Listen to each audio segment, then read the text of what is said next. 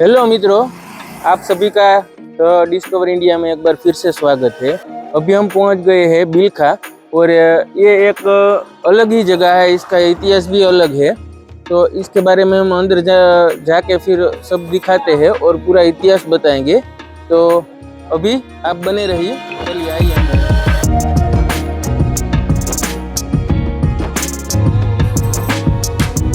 अभी हम ये परिसर में आ गए हैं।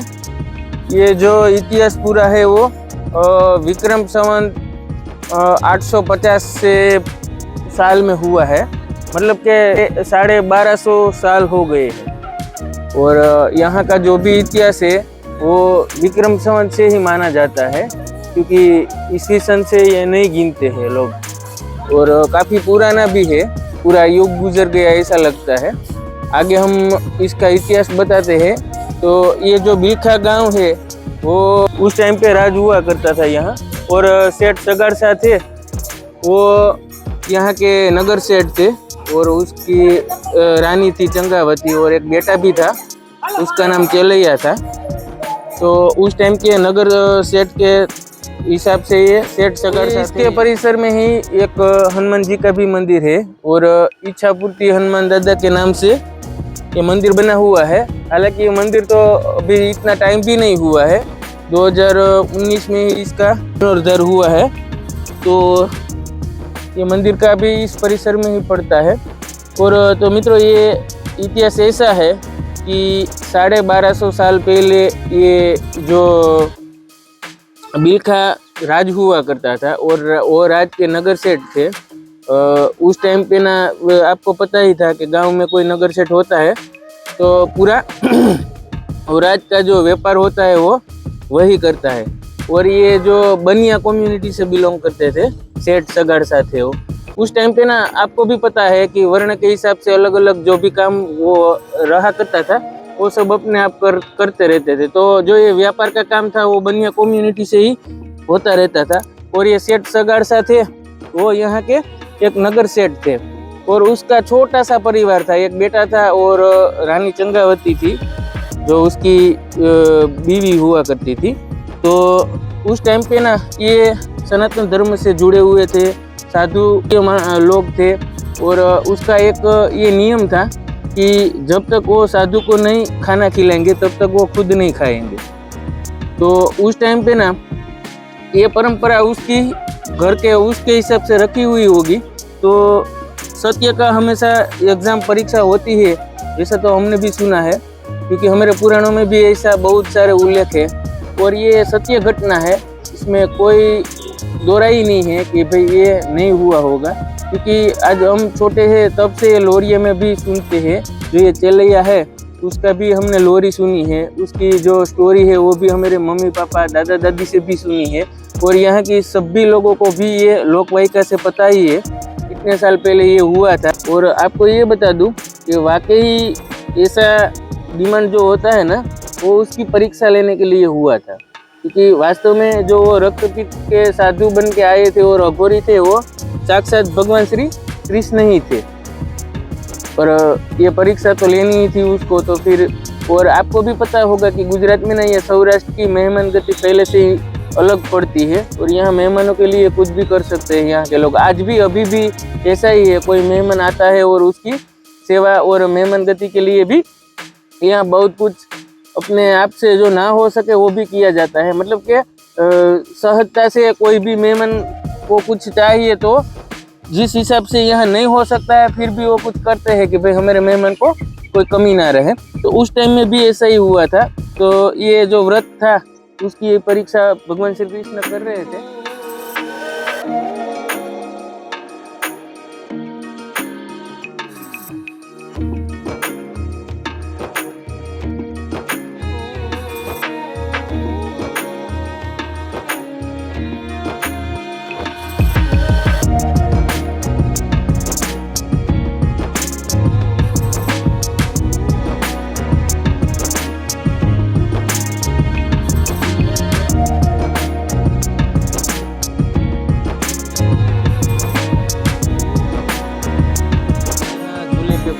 कृष्ण विराजमान है, और यहाँ कोई भी श्रद्धालु आकर दर्शन करते हैं और ये झूला भी झूलाते हैं।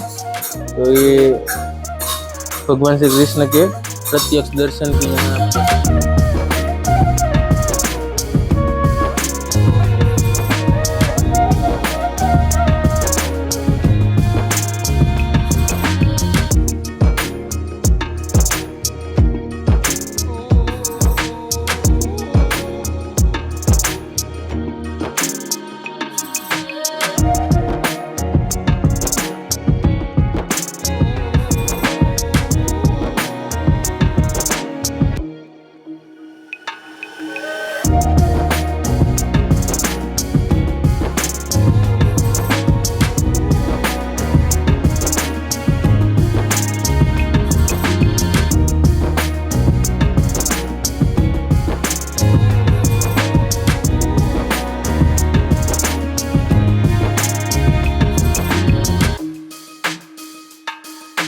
तो मित्रों अभी हम यहाँ के महंत से मिले हैं और आप महंत से ही हम जानते हैं ये जो जगह पूरी है उसके गादीपति भी है और यहाँ सब गौशाला है, भोजनालय है और यहाँ जो भी साधु संत आते हैं तो वही परंपरा आज भी चालू है, किसी को खाए बिना नहीं जाने देते।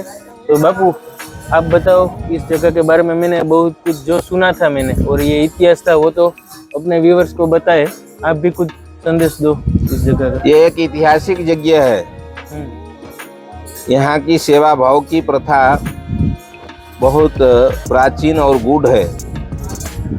यहाँ दंपति की साधु संतों और अतिथि की सेवा में इतना अच्छा प्रवीण थे, इतना अच्छा उनकी सेवा किए प्रवृत्ति थी कि उनके नोद लेने के लिए अखिल ब्रह्मांड नायक परमात्मा को साक्षात यहाँ आना पड़ा कि दंपति का कितनी ताकत है सेवा में कि जिनकी चर्चावली देवलोक, ब्रह्मलोक, साकेत लोक, पृथ्वी लोक से लेकर के सभी लोकों में जिनकी चर्चा होती है, उस दंपति की सेवा की प्रवृत्ति कितनी अच्छी है। वह सेवा की प्रवृत्ति दर्शन करने के लिए, देखने के लिए और सेवक को, भक्त को जसावली बढ़ाने के लिए यहाँ पर साक्षात परमात्मा स्वयं पधारे और पधारे तो सबसे पहले यहाँ पर 7-8 दिन तक के लिए रात दिन बरसात चालू रहा। कोई भी अतिथि नहीं आए। कोई भी अतिथि नहीं आने के कारण दंपति का नियम रहा कि जब तक कोई साधु संतों को भोजन न करा दे, जब तक अतिथि को भोजन न करा दे, तब तक वो पानी भी नहीं पीते रहे। 7 दिन 7 रात तक बरसात हुआ, जिसके अंतर्गत कोई भी नहीं आए। इन्हें उनके हिसाब से वो अनुष्ठान में ही रहे। जब उनको खबर पड़ा कि गांव के पादर में एक संत आए हैं, रक्त पीड़ित ग्रसित हैं, फिर भी उसको प्रेम से टोकरी में रुई भर करके बैठा करके उनको यहाँ ले आए और यहाँ लाने के बाद में उनको स्नान करा करके, अच्छे कपड़ा वस्त्र धारण करा करके, 56 प्रकार के रसोई बना करके कहा महाराज भोग लगाइए। कहा नहीं ये सब वस्तु हम नहीं ग्रहण करते हैं, हम तो मांस खाते हैं। मांस भी ले आए। कहा वो जानवर की मांस हम नहीं खाते हैं, हम तो मानव की मांस खाते हैं। उसने कहा मेरा मांस खा लीजिए, तुम लोग बूढ़े बूढ़ी हो गए हो, हम तो नवजात मांस खाते हैं और तुम्हारे बालक है उसका मांस खाते हैं। मंदिर से थोड़ा ही दूर में चेलैया का निशाल कहा जाता है, जहाँ पर चेलैया को ट्यूशन कराया जाता रहा, पढ़ाया लिखाया जाता रहा। वहाँ से उनको बुलाया गया और बहुत सारी कथा लंबी है, अद्भुत कथा है। उस कथा के अंतर्गत आप जाएंगे, बहुत सारे माहिती मिलेंगे। बालक को फिर से जो सिर की भाग है उसको सीख पर रख करके और गले से नीचे के भाग को मांस बना करके रक्त पीत ग्रसित संत भेष में जो परमात्मा थे उनको भोग लगाने के लिए दिए। परमात्मा ने कहा इसमें तो मलमूत्र है, मलमूत्र से सना हुआ भोजन मैं खाऊंगा तो मेरा योग भस्म हो जाएगा। इसके कारण तुम अपने मस्तक क्यों छुपा करके रखे हो, उस मस्तक को हमको खिलाओ और उसमें लोखंड नहीं छूना चाहिए। इसी के कारण यहाँ मंदिर के अंदर जो खल मूसल है, उखल मूसल जिसको कहा जाता है, खाननिया यहाँ की भाषा में कहते हैं, हिंदी में उसको उखल मूसल कहा जाता है। उस उसल मूसल के माध्यम से उसको कूट करके और रसोई बना करके और उसके बाद दिया, लो महाराज आप भोजन पाइए। उखल मूसल जो अभी भी मंदिर में उपलब्ध है वह प्रत्येक साल उसल मुसल थोड़ा सा छोटा होता है। वह ऐतिहासिक जगह है। भगवान रूपी संत ने कहा कि तुम्हारे घर में कोई बालक है? कहा नहीं है। तो कहा मैं भोजन नहीं करूँगा। जिस घर में बालक न हो उस घर के हम भोजन नहीं ग्रहण करते हैं। इतने सुनते ही जो सेठ सगालसा जी थे उनको मूर्छित हो गए, मूर्छा गया। उसने सोचा कि मेरा कौन सा पाप उदय हुआ जो नहीं करने जैसे काम हमने किया। कसाई बारा जाने के लिए नहीं चाहिए, फिर भी हमने गया। अपने बच्चे को अपने हाथ से बलि चढ़ा दिया, अपने बच्चे को मांस बना करके खिलाने के लिए प्रयास किया, फिर भी मेरे घर से अतिथि भूखे जा रहे हैं। तो मेरा कौन सा पाप उदय हुआ? इस जन्म में हमने माँ बाप को सताया, गुरु गोविंद साधु संतों को सताया, गाय ब्राह्मणों को सताया, कन्याओं को सताया, गरीबों को सताया। मेरे से कौन सा ऐसा पाप उदय हुआ जिसके फलस्वरूप नहीं करने जैसे कर्म करने के बावजूद भी मेरे घर से अतिथि भूखे जा रहे हैं। सेठानी कहा कि नहीं आप चिंता नहीं करिए, हमारे पास विकल्प है। कहा क्या विकल्प है? अब तो कोई विकल्प नहीं है।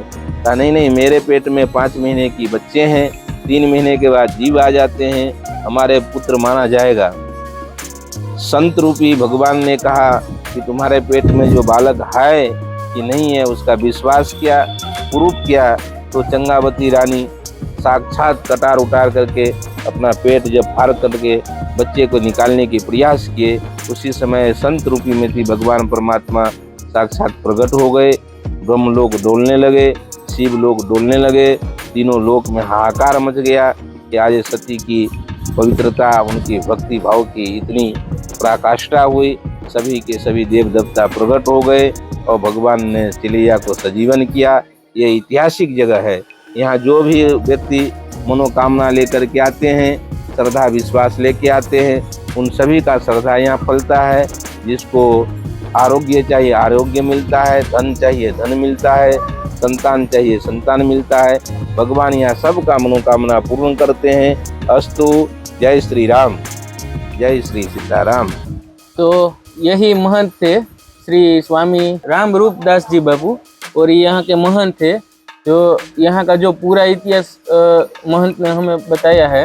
और यहाँ का आतिथ्य भाव अभी भी ऐसा ही है। तो आप लोग यहाँ कहीं पे भी गुजरात में भी अगर अदर स्टेट से आते हो तो एक बार यहाँ की मुलाकात अवश्य लिए। यहाँ अतिथि सेवा चालू होता है, यहाँ अन्न क्षेत्र की सेवा चालू है, गौशाला की सेवा चालू है, साधु संतों की सेवा चालू है। यहाँ भगवान की अच्छी रूप से पूजा सेवा होते हैं। नए नए आविष्कार की कामकाज चालू है। एम्बुलेंस की सेवा चालू है, छाछ की केंद्र चालू है, पानी पीने की व्यवस्था अच्छी है, लेटरिन बाथरूम की सुविधा अच्छी है, अतिथिशाला की सुविधा अच्छी है, धर्मशाला की सुविधा अच्छी है और पवित्र जगह है। गिरनार की गोद है, कोई भी व्यक्ति यहाँ आ सकते हैं। किसी के भी जात पात नात भात भेद बगैर यहाँ सभी को भोजन कराया जाता है, सभी को सम्मान किया जाता है। ऐसा ये पवित्र जगह है। तो यही मित्रों हमारे सनातन की खासियत रही है। यहाँ कोई जात पात या धर्म के ऊपर होके कोई भी लोग यहाँ आए वो यहाँ के आतिथ्य ही है, जो भी हमने बापू ने भी हमें बताया है। और वैसे ही यहाँ सब होता है। अभी यहाँ बारिश बहुत चालू हो गई है, तो अभी हम यहाँ अपना व्लॉग पूरा करते हैं। ओके, आप यहाँ तक बने रहे हैं तो धन्यवाद। जय श्री कृष्ण। तो मित्रों ऐसे ही सभी दर्शन किए, और आप लोगों को अगर ऐसा मंदिर और ऐसे ऐतिहासिक पौराणिक मंदिरों का दर्शन करना है तो हमारे वीडियो और चैनल पर सब्सक्राइब करें, लाइक करें और शेयर करें। और आगे भी हम ऐसे वीडियो लाते रहेंगे।